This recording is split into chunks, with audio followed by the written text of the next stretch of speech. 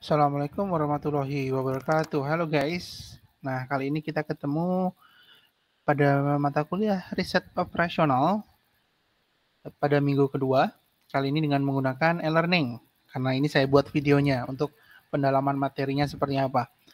Nah, sesuai silabus, kita kini akan mempelajari mengenai linear programming untuk minggu sekarang dan 2 minggu ke depan. Nah, untuk apa itu linear programming? Yuk kita pelajari.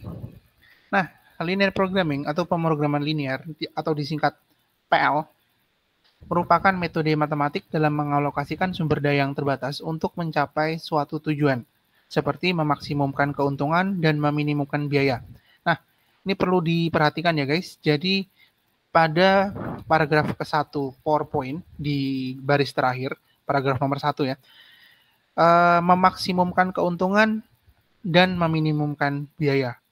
Ada 2 objektif untuk seluruh metode dari riset operasi. Yang pertama adalah memaksimumkan keuntungan dan kedua adalah meminimumkan biaya. Memaksimumkan keuntungan ini biasanya disebut maksimasi dan meminimumkan biaya ini biasanya disebut minimasi. Nah, persoalan yang akan dipecahkan dengan riset operasional, maka hanya ada 2 objektif ini. Apapun metodenya.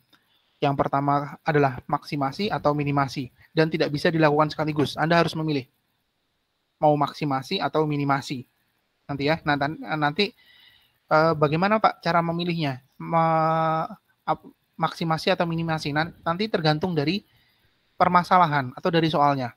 Nah, kalau yang memaksimumkan keuntungan ini ya biasanya terkait dengan profit, terkait dengan laba.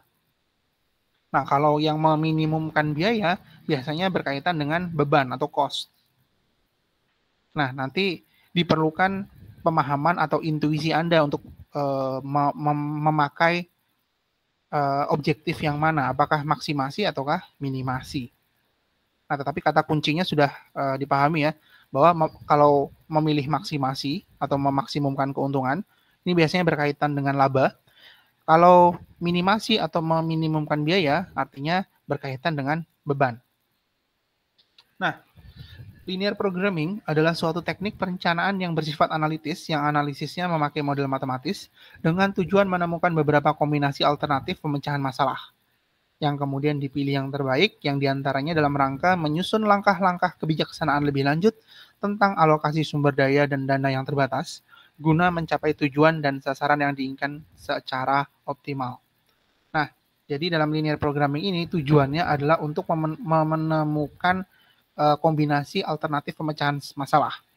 Dan Anda akan memilih mana dari kombinasi pemecahan masalah tersebut, alternatifnya, mana yang kemudian baik.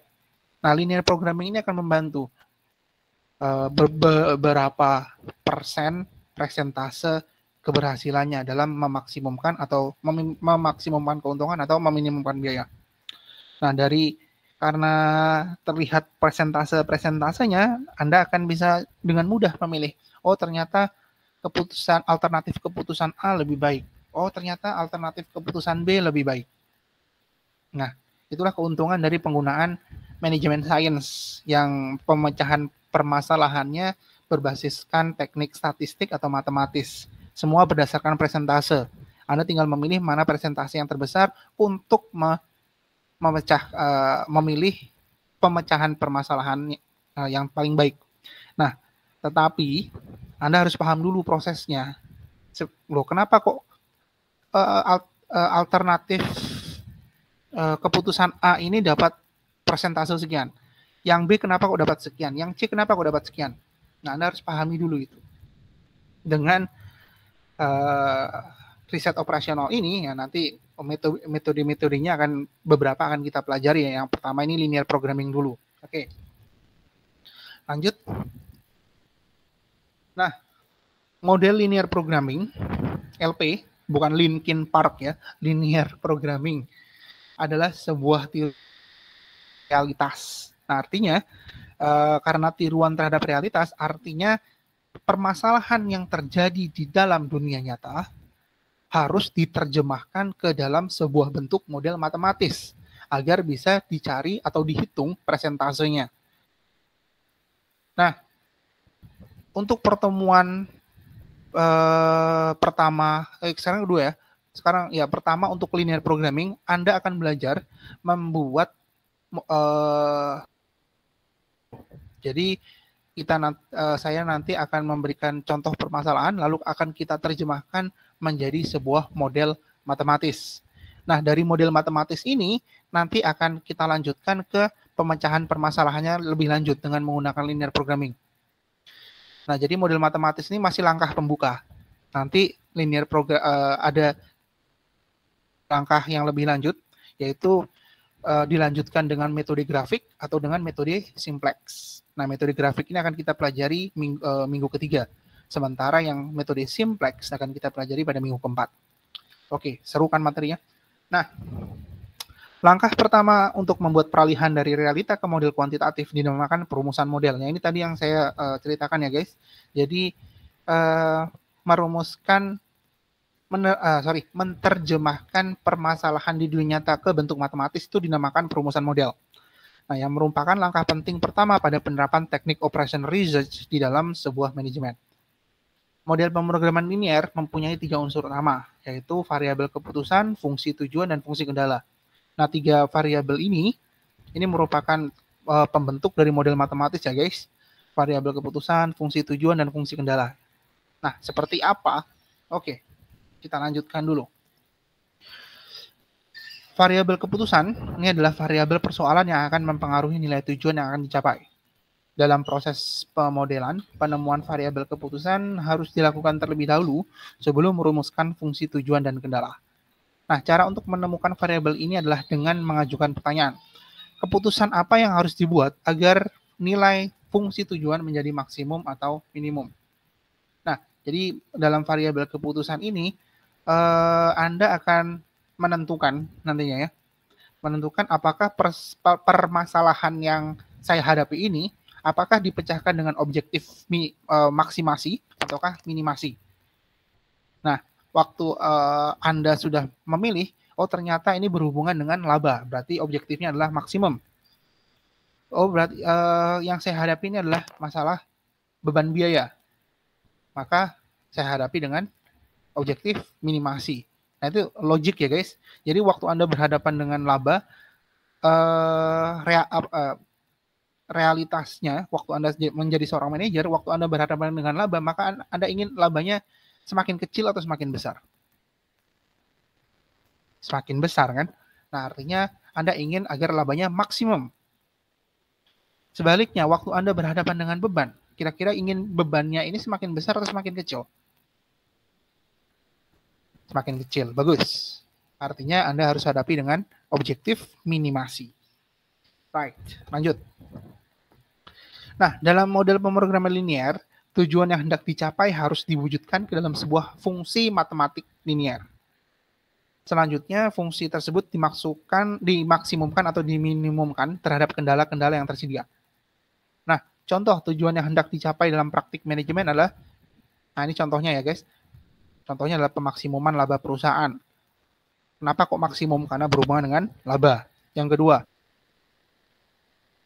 kenapa kok minimum? Karena berhubungan dengan biaya. Yang ketiga, peminimuman biaya persediaan. Biaya lagi untuk minimum. Lalu pemaksimuman NPV, net present value, proyek investasi. Berhubungan dengan apa? Investasi. Investasi kan artinya berhubungan dengan laba ya. Artinya objektifnya adalah maksimum. Lalu peminimuman biaya percepatan proyek. Nah, yang nomor 5 berkaitan dengan biaya, maka harus minimasi atau minimum. Dan lain-lainnya. Nah, kendala-kendala fungsi fungsional. Nah, ini penjelasan. Karena waktu Anda ingin mencapai sebuah tujuan, pasti Anda akan menghadapi kendala. Nah, jadi sama dengan fungsi linear programming ini, waktu Anda ingin mewujudkan minimasi atau maksimasi, maka Anda akan terhadang kendala-kendala fungsional yang membatasi keinginan Anda untuk mewujudkan tujuan Anda.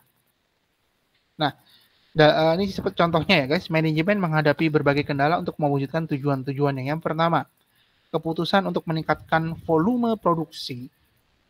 Nah, artinya Anda ingin meningkatkan volume produksi nih. Keinginan tersebut akan dibatasi oleh faktor-faktor seperti kemampuan mesin, jumlah sumber daya manusia, dan ketersediaan teknologi. Nah, untuk yang kasus nomor 1 ini, Anda sebagai manajer produksi misalnya, manajer operasional, Anda tentu ingin volume produksinya itu bisa setinggi mungkin, sebanyak mungkin. Nah, tetapi keinginan Anda untuk memperbanyak volume produksi akan dibatasi kendala seperti kemampuan mesin, jumlah sumber daya manusia, dan ketersediaan teknologi. Dan nanti untuk membuat model matematisnya, kendala-kendala yang Anda hadapi ini Anda juga harus terjemahkan ke dalam angka agar nanti akan terlihat secara utuh mana fungsinya, mana kendala-kendalanya, sehingga bisa terjemahkan lagi ke bentuk model linear programming agar mendapatkan hasil yang akurat. Seperti apa menerjemahkannya nanti akan kita pelajari pada pertemuan ini. Sekarang materi dulu. Nah, contoh kasus kedua, manajer produksi harus menjaga tingkat produksi. Nah, Anda ingin menjaga tingkat produksi nih agar permintaan pasar terpenuhi. Nah, untuk yang kasus nomor 2, agar permintaan pasar terpenuhi, maka kendalanya adalah Anda harus menjaga tingkat produksi dari perusahaan Anda. Nah, tentu saja, jadi tujuannya ini adalah untuk memenuhi permintaan pasar. Ya, tentu saja waktu permintaan pasar terpenuhi, Anda akan atau unit bisnis Anda akan semakin banyak mendapatkan laba kan, karena semakin tinggi permintaan, semakin tinggi laba yang akan didapatkan kalau permintaan tersebut berhasil terpenuhi. Nah, tetapi waktu Anda ingin memenuhi permintaan pasar, Anda akan dibatasi dengan tingkat produksi dari perusahaan Anda.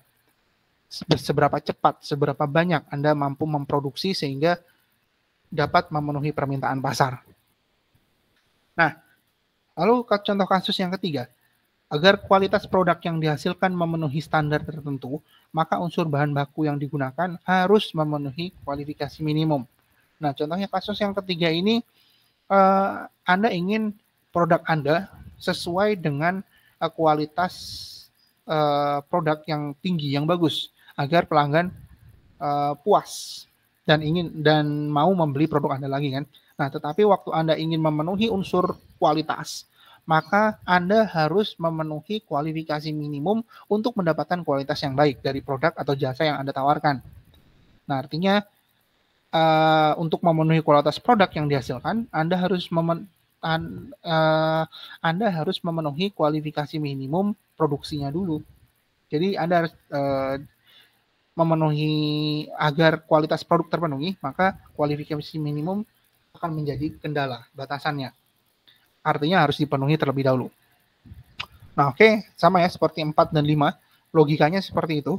Jadi supaya nggak terlalu banyak materinya, nanti bisa dibaca-baca sendiri ya. Nah, kendala-kendala fungsional. Lanjutannya ini. Dengan demikian dapat diumpamakan sebagai pembatas terhadap kumpulan keputusan yang mungkin dibuat dan harus dituangkan dalam fungsi matematis linear. Nah, dalam hal ini sesuai dengan dalil matematis terdapat 3 macam kendala, yaitu kendala berupa pembatas, kendala berupa syarat, dan kendala berupa keharusan. Nah, kendala berupa pembatas ini contohnya seperti ada yang ini ya, kasus nomor 1. Artinya waktu Anda ingin volume produksinya naik, maka Anda akan dibatasi faktor seperti kemampuan mesin, jumlah sumber daya manusia, dan ketersediaan teknologi. Lalu kendala berupa syarat. Nah, syarat ini seperti yang contoh kasus nomor 3. Agar kualitas produk terpenuhi, yang pertama harus Anda lakukan syaratnya agar kualitas produk terpenuhi ini Anda harus memenuhi kualifikasi minimumnya terlebih dahulu. Nah, dan untuk kendala berupa keharusan. Nah, ini seperti contoh yang nomor 2. Jadi, waktu Anda ingin permintaan pasar terpenuhi agar laba semakin banyak, ya, maka Anda harus menjaga tingkat produksinya terlebih dahulu agar permintaan pasar dapat terpenuhi. Ya, seperti itu ya contohnya ya. Oke, nah ini pedoman dalam merumuskan model matematis. Langkah-langkah yang mungkin bisa membantu kita untuk menerjemahkan realitas ke dalam sebuah model adalah perumusan model verbal, yaitu rangkaian kalimat yang menjelaskan masalah yang sedang dihadapi. Terdapat 4 butir pedoman yang dapat membantu, yaitu menyatakan tujuan ke dalam sebuah kalimat, yang kedua adalah menyatakan kendala ke dalam sebuah kalimat, menemukan variabel keputusan, dan merumuskan model matematis. Nah, menyatakan tujuan ke dalam sebuah kalimat, nah artinya permasalahan yang Anda hadapi nanti yang akan Anda buat model matematisnya, tujuannya tadi sudah saya jelaskan, hanya ada 2, maksimasi atau minimasi, memaksimumkan keuntungan atau meminimalkan beban. Nah, itu tujuan yang akan Anda capai. Jadi tergantung dari permasalahan yang Anda hadapi. Minimasi atau maksimasi gitu ya. Dan yang kedua adalah menyatakan kendala ke dalam sebuah kalimat. Nah, waktu Anda mau mewujudkan tujuan Anda, kira-kira kendalanya apa saja nih? Kendala yang Anda akan hadapi. Anda tuliskan apa saja kendala yang akan Anda hadapi gitu ya dalam mewujudkan tujuan Anda.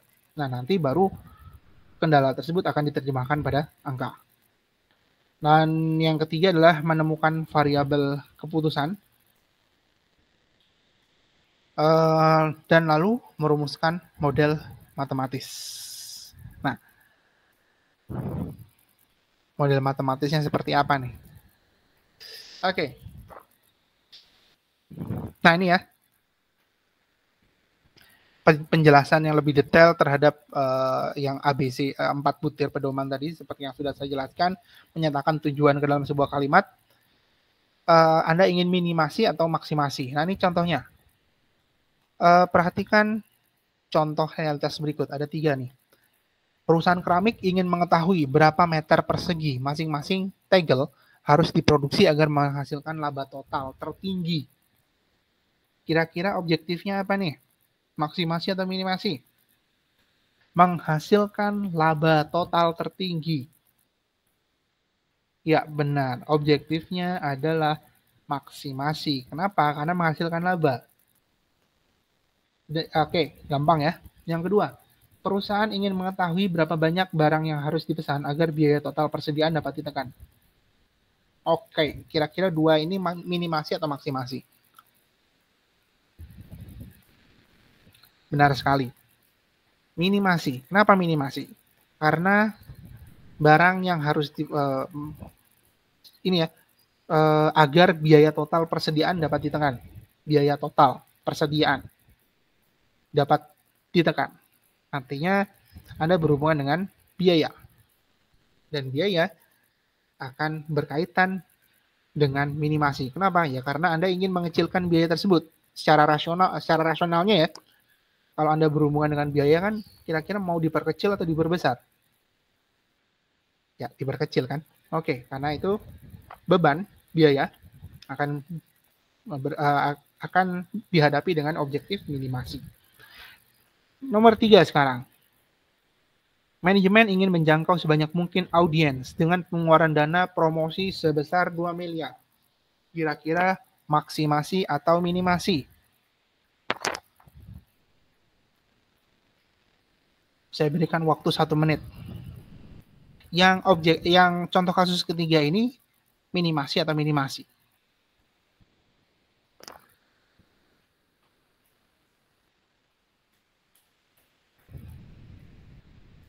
Ya, sudah 1 menit. Nah, minimasi atau maksimasi nih? Jawaban yang benar adalah maksimasi. Kenapa kok maksimasi? Nah, kita lihat lagi ya. Saya bacakan lagi. Manajemen ingin menjangkau sebanyak mungkin audiensi dengan pengeluaran dana promosi sebesar 2 miliar. Kira-kira kata kuncinya yang mana nih? Menjangkau sebanyak mungkin audiensi atau pengeluaran dana promosi?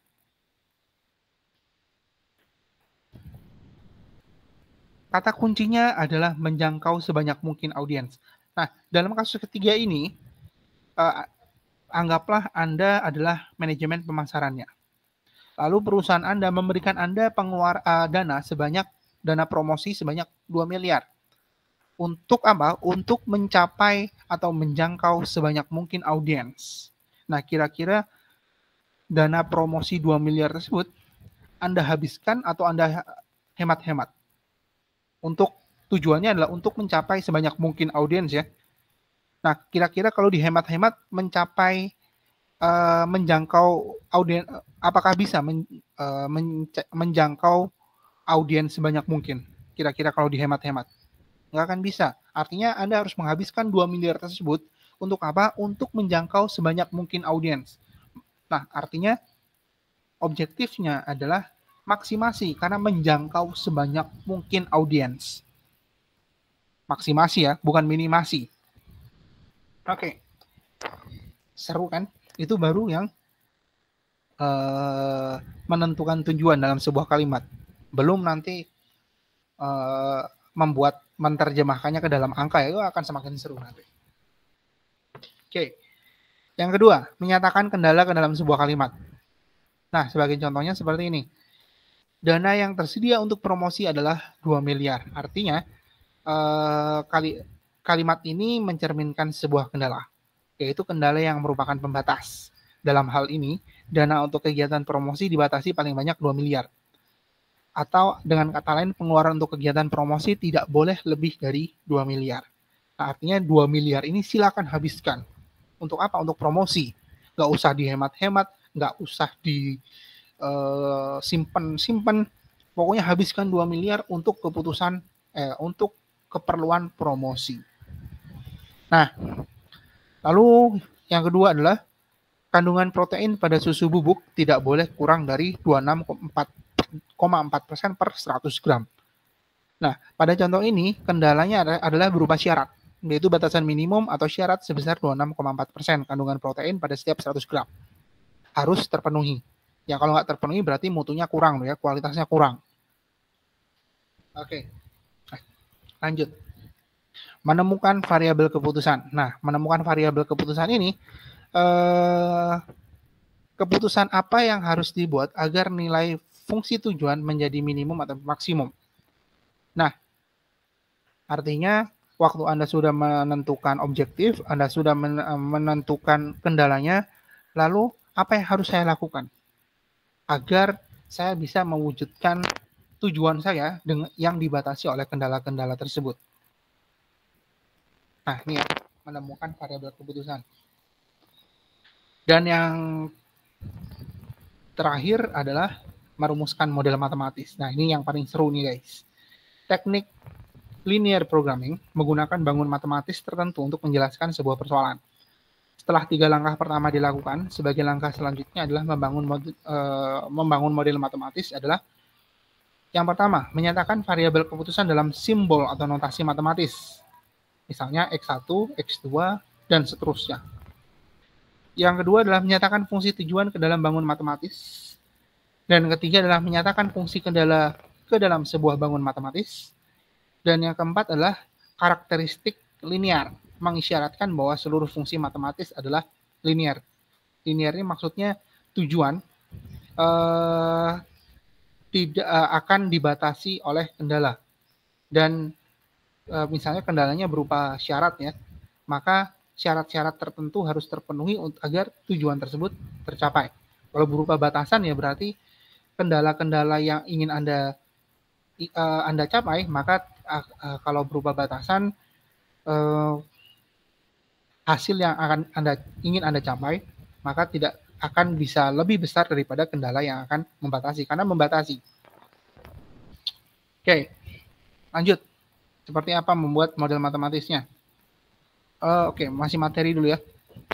Jadi model matematis ini pemrograman linear memiliki struktur baku tertentu agar realitas dapat dijelaskan dengan baik oleh model. Struktur model matematis, teknik pemrograman linear diawali dengan fungsi matematis yang mencerminkan tujuan model. Hanya terdapat dua fungsi. Nah, seperti yang saya jelaskan tadi, fungsi maksimum atau fungsi minimum. Sementara notasi Z, jadi seperti ini ya. Kalau untuk merumuskan model matematisnya, misalnya objektifnya adalah maksimum. Berarti maksimum Z sama dengan F, lalu X1, X2, dan seterusnya. Nah, Z itu apa? Notasi Z digunakan untuk menandai fungsi tujuan, di mana nilai Z tergantung pada nilai X1, X2, dan seterusnya, yang berfungsi sebagai variabel bebas. Nah, seperti apa Pak? Contohnya, Z sama dengan F, X1, X2, dan seterusnya. Nah, nanti akan saya jelaskan lebih detail lagi pada contoh kasusnya. Atau lebih baik ke contoh kasus ya, karena penjelasan seperti ini kan agak bingung juga sih, karena ya agak bingung karena Anda belum melakukannya. Karena masih berupa penjelasan, masih berupa awang-awang gitu ya. Kalau saya yakin waktu Anda sudah waktu kita pelajari contoh kasusnya nanti, ternyata nggak susah-susah banget, gampang malahan merumuskan model matematis ini. Saya yakin. Oke. Nah, nanti ini bisa saya bacakan dulu saja ya materinya sampai selesai, baru kita nanti akan mencoba untuk membuat model matematisnya. Nah, kendala adalah fungsi matematis yang mengendalikan nilai variabel keputusan. Jadi peranan kendala secara matematis akan tampak pada tanda kendala. Kendala yang berupa pembatas dituangkan dalam fungsi matematis berupa pertidaksamaan dengan tanda lebih kecil atau sama dengan. Nah, yang kedua, kendala berupa syarat dituangkan dalam fungsi matematis yang berupa pertidaksamaan dengan tanda lebih besar atau sama dengan. Dan kendala yang berupa keharusan mengendalikan nilai ruas kiri agar nilainya sama dengan nilai ruas kanan, digunakan persamaan tanda sama dengan. Nah, kapasitas nilai atau nilai kendala diletakkan di sebelah kanan tanda kendala sehingga dikenal dengan nilai ruas kanan atau right hand side atau RHS. Bukan rahasia ya, right hand side. Seperti apa right hand side? Nah, oke, nggak apa-apa. Kalau masih bingung, nanti saya yakin pas contoh kasusnya, kebingungan Anda akan hilang dan Anda akan lebih bersemangat mempelajari riset operasi linear programming karena ternyata seru sekali perhitungannya. Nah, ini dia contoh kasus 1. PT Sukra Rasmi adalah perusahaan yang memproduksi apa sih ini? Benang. Nggak jelas tulisannya. Yang memproduksi benang dan kain, yaitu bahan baku utama untuk membuat produk tenun. Kedua produk tersebut dihasilkan melalui proses perangkaian dan penghalusan. Proses perangkaian memiliki kapasitas 20 jam, sedangkan proses penghalusan adalah 32 jam. Setiap ton benang memerlukan, nah ini kendalanya, setiap ton benang memerlukan waktu 2 jam proses perangkaian dan 2 jam proses penghalusan. Setiap ton kain memerlukan waktu 1 jam proses perangkaian dan 3 jam proses penghalusan. Lalu kondisi selanjutnya terdapat pelanggan yang selalu memesan kain 2 ton. Lalu kondisi yang terakhir adalah cost accounting memberi catatan bahwa margin keuntungan per ton benang adalah Rp40 dan kain adalah Rp30.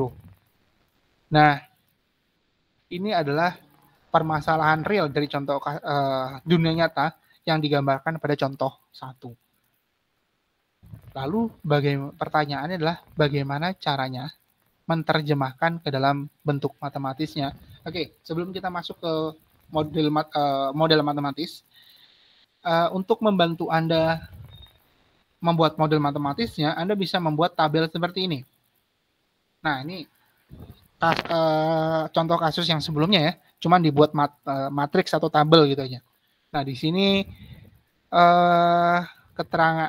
di sini ada keterangan, ada produknya benang adalah X1, digambarkan dengan X1, sementara produk kain digambarkan dengan X2.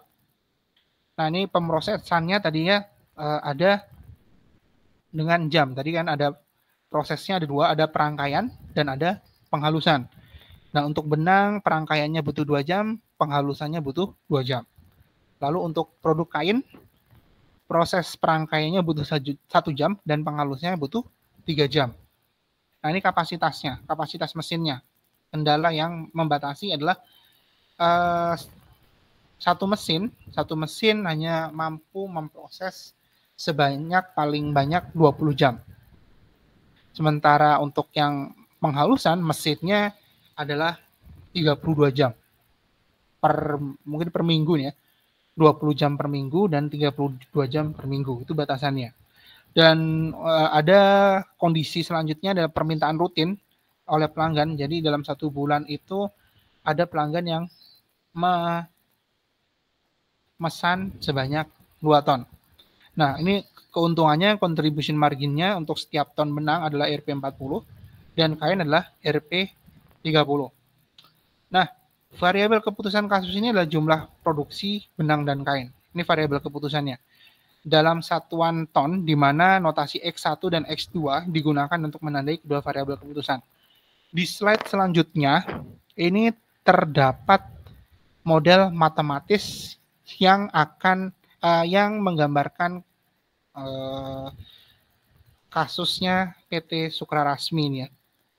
Bukan kasus sih, contoh soalnya dari contoh realita dari Sukrarasmi.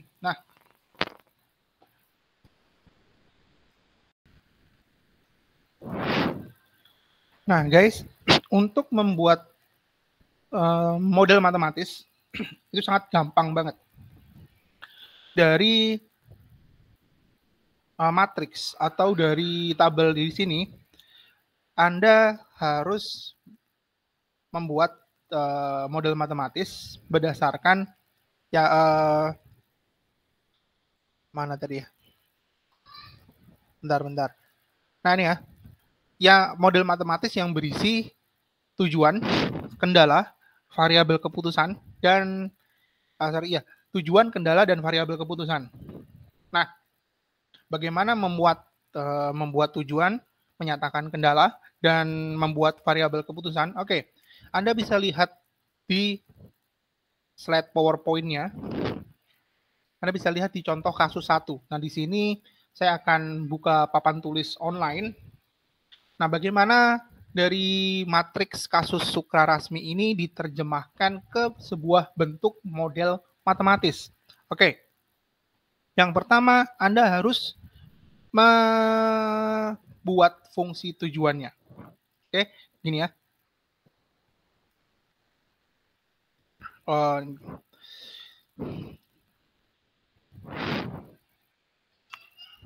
Oke.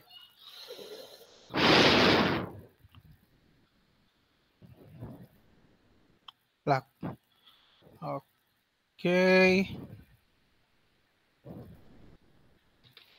Model matematis PT Sukrarasmi.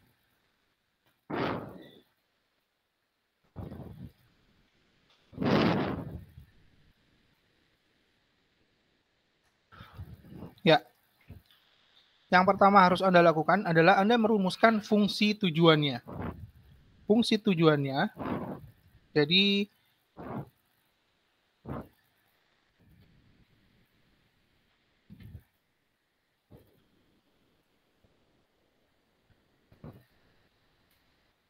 Z, notasi Z. Nah, tujuannya ini apa sih? Tujuan PT Sukrarasmi ini apa sih? Kira-kira ada yang tahu? Oke, tadi contoh Anda sambil download PowerPoint-nya ya, dan buka halaman 15 dan 16. Di halaman 15 ini ada contoh kasus 1, dan 16 ini ada tabelnya. Nah, PT Sukrarasmi, kita buka dulu halaman 15. PT Sukrarasmi memiliki 2 produk kan, dari X1-nya adalah benang, X2-nya adalah kain. Nah, kira-kira untuk PT Sukrarasmi ini memiliki objektif apa? minimasi atau maksimasi? Kalau Anda masih bingung, Anda coba lihat di halaman 15 di poin terakhir cost accounting nih. Cost accounting memberi catatan bahwa margin keuntungan kata kuncinya. Kira-kira minimasi, maksimasi? Benar.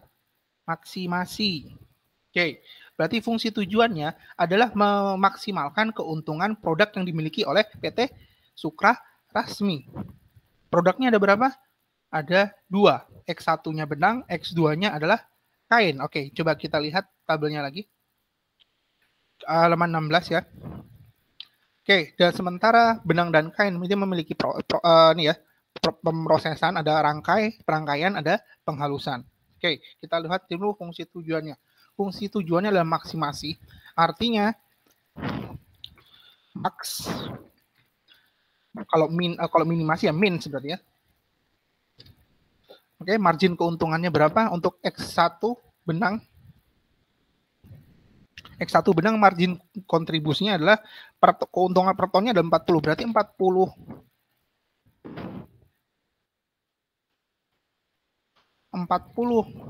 X1 plus 2-nya apa? Produknya ada X2, ada kain. Margin keuntungannya berapa? 30. Oke, berarti adalah 30 X2. Huruf besar semuanya deh.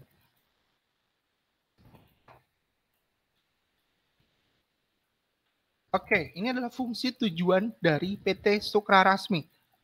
Sampai di sini gampang ya. Nah, jadi Anda lihat dulu dalam soal yang Anda temui atau keadaan yang Anda temui. Fungsi tujuannya itu apa? Minimasi atau maksimasi. Nah, lalu Anda lihat produknya apa saja atau variabelnya apa saja yang menentukan dari tujuan tersebut. Nah, kalau dari PT Sukra Rasmi ini kan maksimasi keuntungan.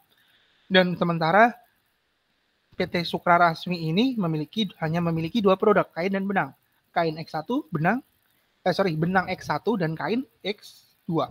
Nah, Anda lihat lagi contribution marginnya berapa? Laba keuntungannya berapa? Di sini dituliskan adalah per tonnya, benang adalah 40, kain adalah 30. Nah, keuntungan tersebut, margin keuntungan tersebut kan yang Anda ingin besarkan. Nah, berarti ini adalah fungsi tujuannya. Fungsi tujuan notasi Z, maksimasi 40 X1 dan 30 X2. Oke, ini untuk fungsi tujuannya. Lalu, setelah fungsi tujuan, Anda akan merumuskan kendala. Kendalanya apa saja tadi? Anda bisa lihat lagi di halaman 15. Oke, kendalanya adalah 1. Setiap ton benang memerlukan waktu 2 jam proses rangkai dan 2 jam proses halus. Dan ton kain memerlukan 1 jam proses perangkaian dan 3 jam proses penghalusan. Nah, itu kendalanya ya. Kendala untuk mendapatkan keuntungan artinya proses produksinya memakan waktu benang sekian dan kain sekian. Oke, apakah hanya 2 itu saja untuk kendalanya? Ada lagi?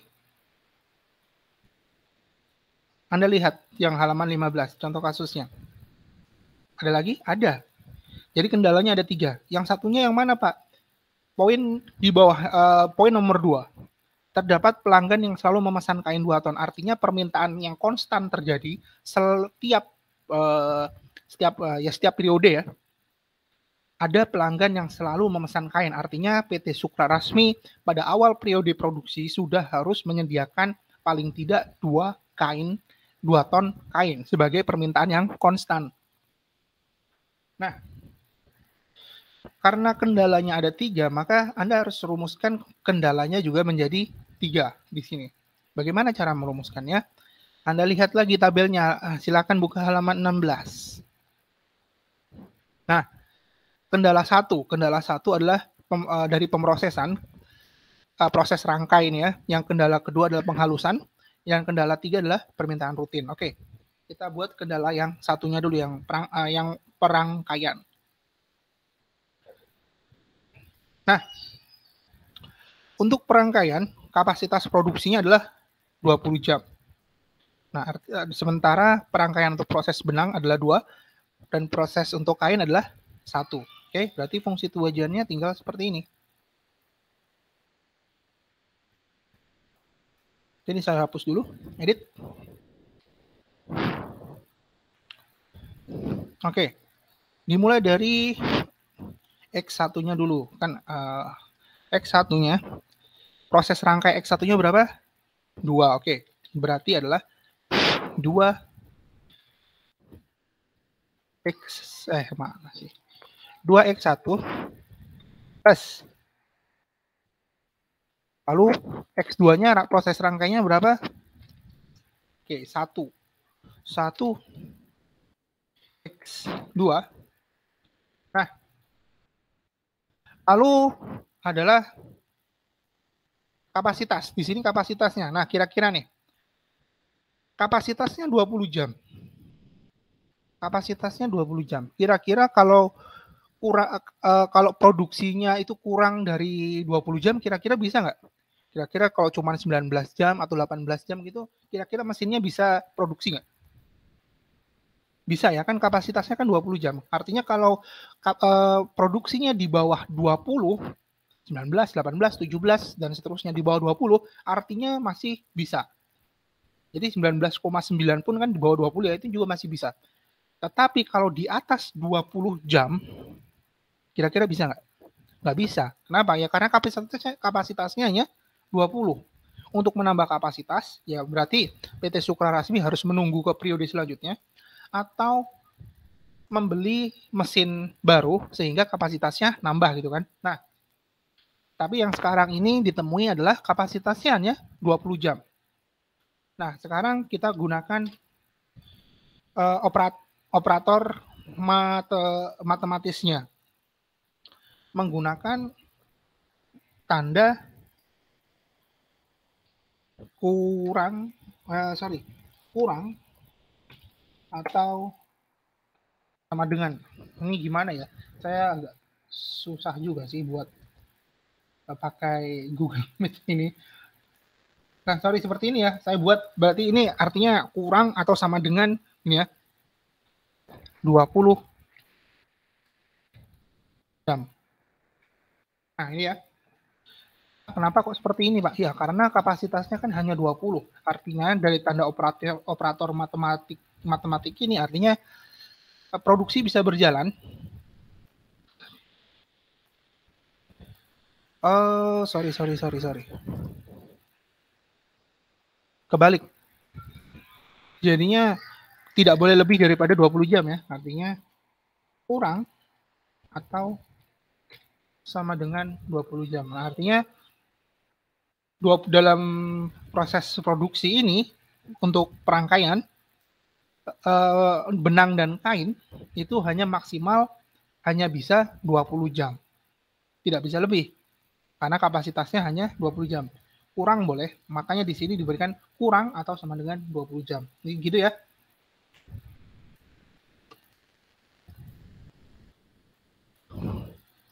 Oke. Nah, sekarang kita akan buat kendala keduanya. Kendala keduanya apa? Proses penghalusan. Ini saya edit dulu. Prosesnya juga sama. X1-nya benang. Untuk benang membutuhkan 2 jam proses penghalusan. Berarti 2 X1 plus untuk kainnya butuh 3 jam proses penghalusan. Berarti 3 X2 kapasitas mesinnya adalah 32 jam. Berarti tanda operator matematisnya adalah sama. Kurang atau sama dengan 32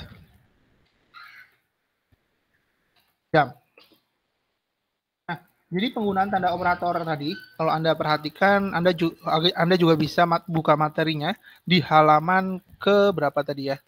Coba saya cari dulu.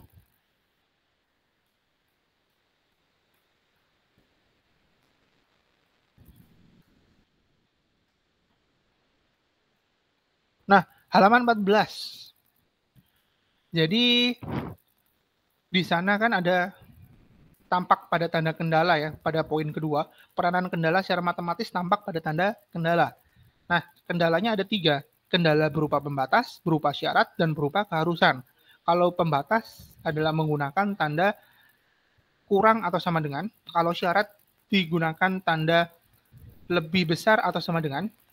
Dan kalau kendala berupa keharusan adalah sama dengan. Nah, dalam PT Sukrarasmi kasusnya adalah kapasitas. Kapasitas berarti kapasitas maksudnya kan pembatas ini ya, pembatas produksinya ya.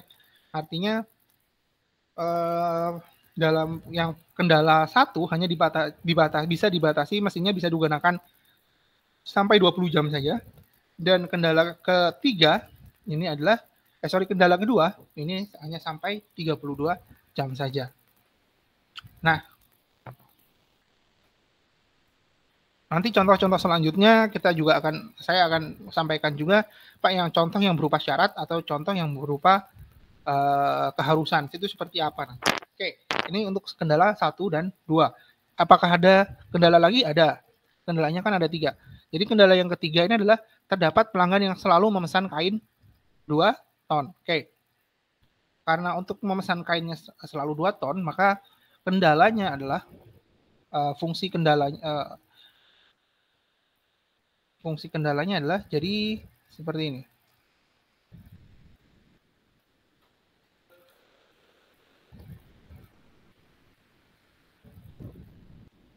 Yang dipesan tadi apa? Yang dipesan tadi adalah X2 ya. Atau yang dipesan tadi adalah kain. Kain sebanyak 2 ton. Ya, oke. Berarti kalau diterjemahkan dalam bentuk matematis adalah X2 harus diproduksi paling tidak sebanyak 2 ton. Karena permintaannya konstan. Dalam setiap periode adalah minimal 2 ton. Oke, berarti adalah lebih besar atau sama dengan 2, gitu ya. 2 ton. Oke. Nah, seperti ini, guys. Gampang kan untuk menerjemahkan realitas ke dalam sebuah bentuk matematis. Jadi Anda harus mengetahui dulu tujuannya apa, maksimasi atau minimasi, lalu kendalanya apa saja. Nah, lalu tujuan dan kendalanya diterjemahkan ke dalam bentuk matematis dengan persamaan seperti ini. Gampang kan? Gampang. Pak, lalu ini untuk apa, Pak? Nah, ini bentuk model matematis ini, bangun matematis ini merupakan langkah pembuka dalam linear programming. Jadi masih ada kelanjutannya. Kelanjutannya tadi adalah akan kita pelajari di minggu ketiga dan keempat. Minggu ketiga dilanjutkan dengan metode grafik dan minggu keempat dilanjutkan dengan metode simplex dengan perhitungan yang lebih seru dan lebih menantang. Nah, oke. Jadi sampai ini dulu ya. Ini untuk membuat jadi masih ada kelanjutannya ya. Ini untuk langkah pembukanya saja. Ada yang mau ditanyakan? Nah, kalau ada yang mau ditanyakan, Anda bisa membaca dulu yang slide setelahnya. 17 sampai 21 ini ada penjelasannya. Kenapa kok bentuknya bisa seperti ini?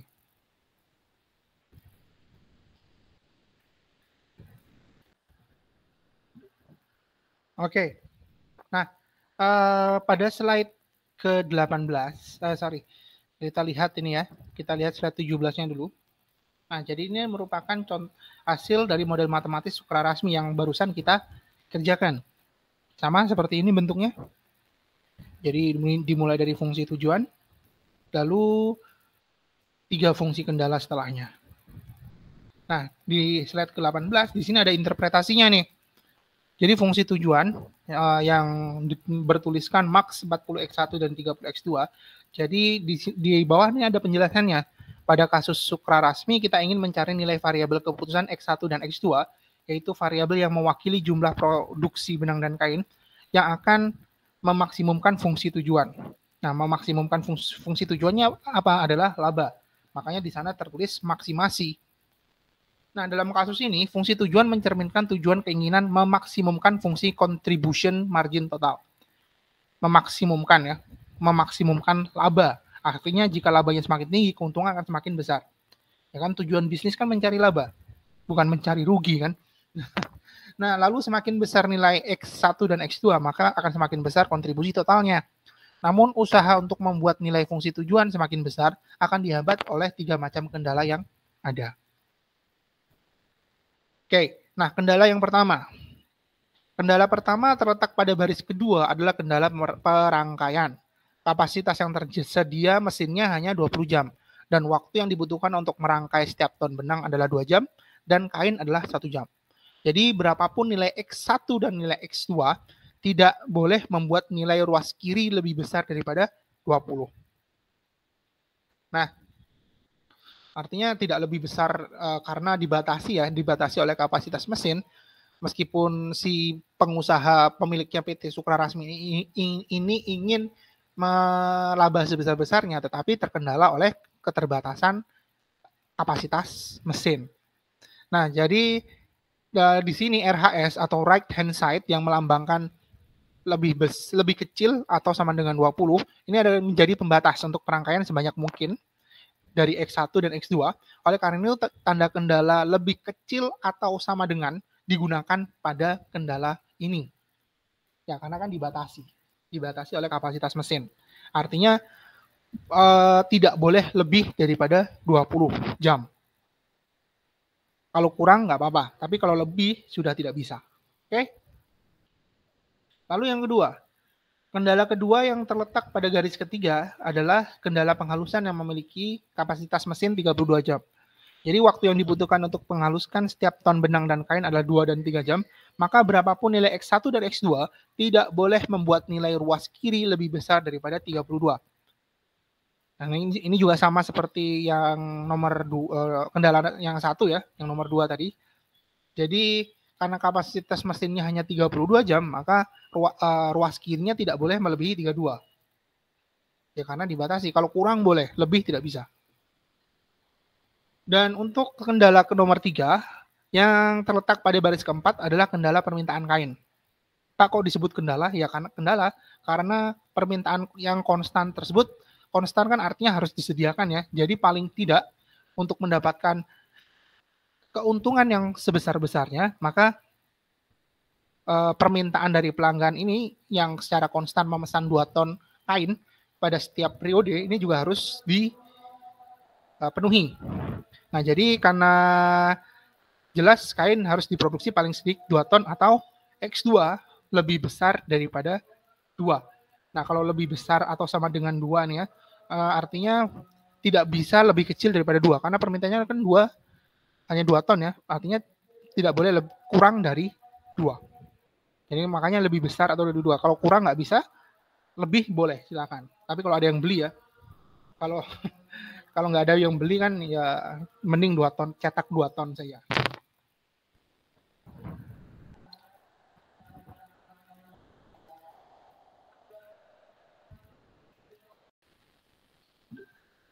Oke, sekarang kita masuk pada contoh kasus kedua. 4 sehat 5 sempurna. Jadi pepatah mengatakan bahwa di dalam badan yang sehat terdapat jiwa yang sehat. Ini berarti bahwa badan manusia memerlukan zat-zat tertentu dalam jumlah tertentu agar badan tetap sehat. Mahasiswa pada umumnya pada satu sisi harus menjaga kesehatan mereka agar dapat mengikuti kuliah dengan baik, dan pada sisi lain mereka harus mengendalikan uang belanja. Dan ini terutama untuk yang anak kos ya, di mana pengendalian uang belanja ini harus kuat, harus akurat gitu ya, supaya bisa bertahan sampai akhir bulan.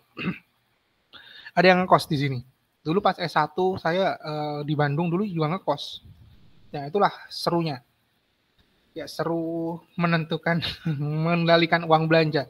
Nah, Pertanyaannya, berapa banyak dan jenis makanan mana yang harus dikonsumsi agar kebutuhan minimum zat makanan terpenuhi dengan biaya minimum? Oke, next, di sini ada matriksnya. Ini ada zat makanan, ada protein, hidrat arang, lemak, vitamin, zat besi. Lalu ada jenis makanannya ya, nasi, sayuran, lauk pauk, buah-buahan, dan susu. Di sini ada alokasi harga, dan di sini ada kebutuhan minimum. Artinya nasi 1 piring 500, sayuran 1 piring 200, lauk pauk dan seterusnya. Lalu kebutuhan minimum di sini artinya supaya badan tetap sehat, proteinnya harus 70, hidrat arang harus 2000, lemak harus 800 dan seterusnya ya. Nah, kira-kira objektifnya apa nih? Minimasi atau maksimasi? Kita lihat dulu soalnya. Slide 22. Anda lihat poin yang kedua. Pertanyaannya, berapa banyak dan jenis makanan mana yang harus dikonsumsi agar kebutuhan minimum zat makanan terpenuhi dengan biaya minimum? Kira-kira apa nih objektifnya? Objektifnya adalah maksimasi, salah. Ya minimasi lah. Nah, jadi minimasi ya ini ya. Nah, Anda sudah mengetahui tujuannya. Tujuannya adalah minimasi. Nah, kira-kira dalam tabelnya di sini nih, untuk X1, X2 atau produk-produknya yang mana nih? Apakah alokasi harga ataukah kebutuhan minimum? Yang mau diminimasi yang mana? Harga atau kebutuhan minimum? Minimum gizi ini ya. Nah, kalau yang jadi X1, X2, X3-nya adalah kebutuhan minimum, maka kurang tepat. Karena kebutuhan minimum ini kalau diminimasi, artinya kan kebutuhan minimum supaya badan tetap sehat, protein harus 70. Artinya kalau di bawah 70, sakit nggak kira-kira? Sakit lah. Kan di bawah kan minimal harus 70. Di atas 70 boleh, di bawah 70 jangan. Karena untuk menjaga kesehatan tubuh kan, bisa kena corona nanti. Nah, jadi yang diminimasi ini bukan kebutuhan minimumnya, tetapi adalah alokasi harganya. Nah, harganya kalau bisa di harga nasinya 500 ya. Kalau bisa dikurang-kurangin agak yang penting proteinnya tetap harus dapat 70. Kalorinya tetap dapat sekian, lemaknya dapat sekian, vitamin zat besinya dapat sekian. Harganya 500, tetapi kalau bisa dikurang-kurangin ya entah itu bagaimana caranya gitu ya. Nah, oke. Artinya akan jadi seperti ini nah ini. Nah, model tujuannya meminimumkan biaya makanan yang hendak dibeli, yaitu jenis-jenis makanan yang mengandung zat-zat makanan yang dibutuhkan oleh tubuh. Jadi untuk notasi matematisnya, jadi min X1-nya harga nasi, lalu ini harga ya. X1, oke, kita balik ke sininya dulu. 500 harga nasi ini merupakan X1, sayuran X2, lauk pauk X3, buah-buahan X4 dan susu ada harga susu adalah X5. Oke, tepat di sini harganya ya. Kendalanya yang mana? Nah, kendalanya adalah kebutuhan minimum. Artinya harus dipenuhi. Protein sekian, hidrat arang sekian, lemak, vitamin, zat besi adalah sekian. Jadi kira-kira menggunakan tanda operator matematis yang seperti apa? Kira-kira nih. Kalau yang suprarasmi kan lebih kecil atau sama dengan karena kapasitas syarat. Batasan ya, sorry. Kalau ini kan berupa syarat ya. Kebutuhan minimum kan syarat. Proteinnya harus supaya badan sehat, syaratnya harus kebutuhan minimumnya harus gizinya harus sekian. Oke. Nah, akan jadi hasilnya seperti ini guys. Kendala 1, kandungan minimum protein, kandungan minimum hidrat arang, minimum lemak, minimum vitamin, dan minimum zat besi. Nah, dalam kandungan minimumnya 83, X1-nya dapat 83 dari mana? Dari sini. Jadi untuk yang kendalanya X1 itu kan protein ya. Kebutuhan minimum untuk protein. Berarti X1-nya 83, 4,3, X2-nya 5,1, X2-nya lauk pauk, X3-nya lauk pauk, X4-nya 6, dan X5-nya 24,9. Benar seperti ini? 83, 51, 16, 6, dan 24,9. Benar seperti itu ya? Oke, benar. Nah, kendala untuk X2-nya, kendala keduanya, ini merupakan kebutuhan dari hidrat arang. Untuk kendala ketiganya kebutuhan dari lemak. Kendala keempatnya adalah kebutuhan vitamin, dan kendala 5-nya adalah zat besi. Bagus. Oke, jadi ada fungsi tujuan. Fungsi tujuannya di sini ya, Di sini adalah kendala. Kendalanya ini merupakan zat gizinya. Nah, jadi tanda operator matematikanya. Di sini tertuliskan lebih besar atau sama dengan 70 untuk yang protein.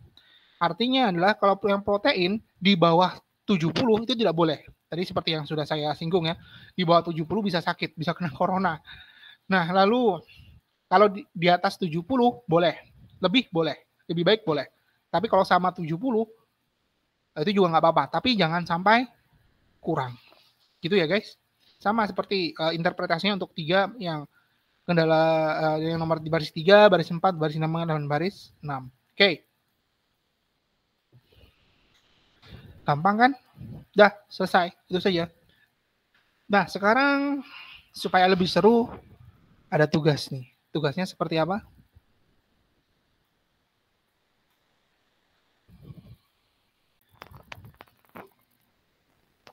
Nah, untuk tugasnya ada di halaman terakhir.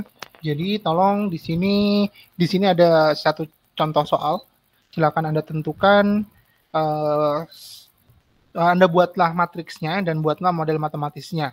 Anda tentukan apa saja kendalanya dan objektifnya ini apa, tujuannya ini apa, apakah maksimasi atau minimasi. Oke, forum tugasnya akan saya buat di e-learning, jadi dikumpulkan nanti via e-learning ya. Karena kita kuliahnya hari kemarin ya, seharusnya ya, hari Senin ya. Berarti saya tunggu sampai paling lambat hari Ahad, tanggal 10, pukul 23.59. Paling lambat ya, tanggal 10, hari Ahad, 23.59. Oke, guys, terima kasih. Semoga tidak sulit untuk memahaminya, karena ini cuma hanya merupakan langkah pembuka ya. Jadi masih ada kelanjutannya. Nah, kalau langkah ke pembukanya saja sudah kesulitan, tapi saya yakin Anda bisa semua. Untuk step-step selanjutnya juga akan sulit. Nah, jadi silakan jangan malu-malu. Jika ada pertanyaan, silakan hubungi saya via WA. Jangan malu-malu, oke? Baik, terima kasih. Mohon maaf jika terdapat salah kata. Kita ketemu lagi pekan depan di materi yang tentu saja lebih seru dan lebih menarik. Jaga kesehatan, stay safe. Assalamualaikum warahmatullahi wabarakatuh.